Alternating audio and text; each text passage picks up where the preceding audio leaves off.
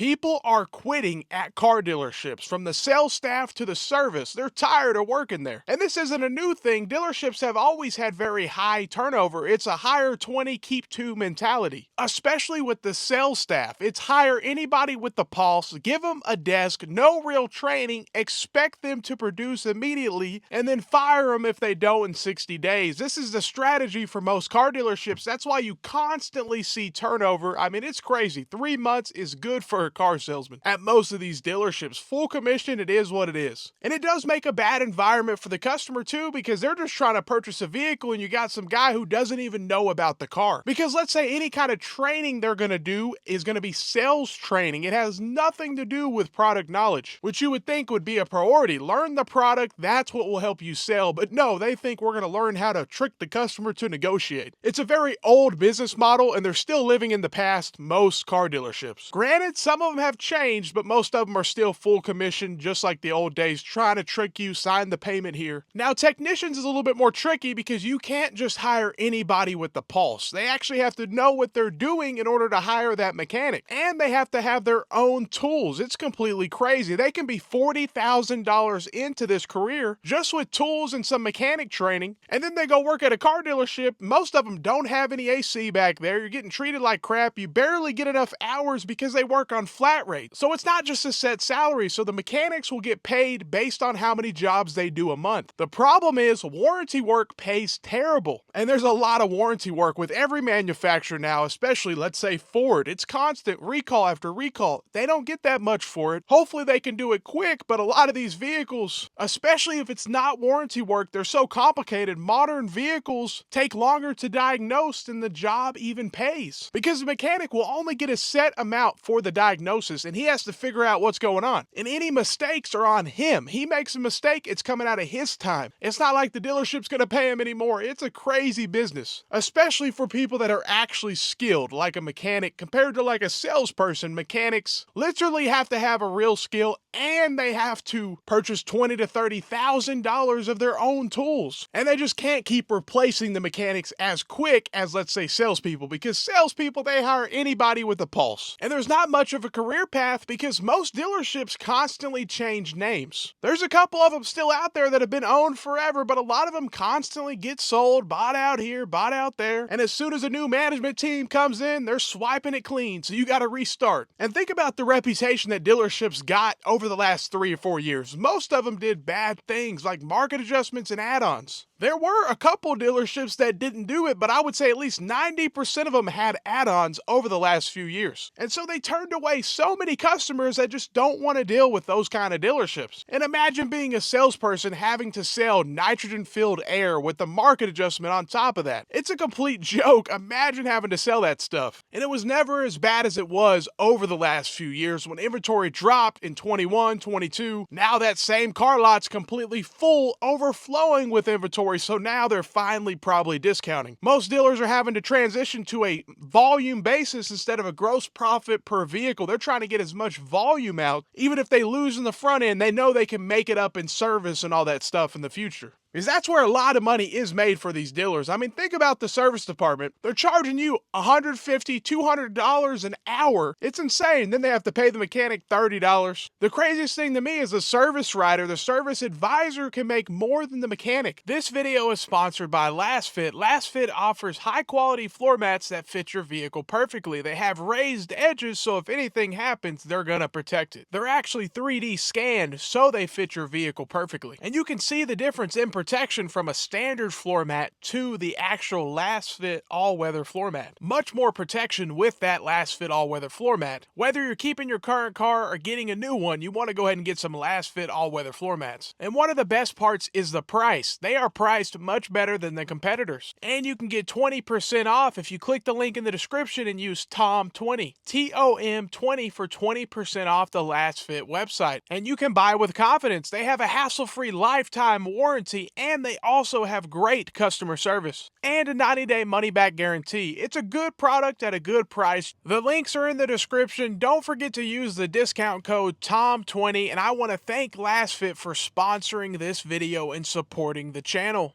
And all he is a salesperson trying to upsell you on all the upsell things they do in the service bay.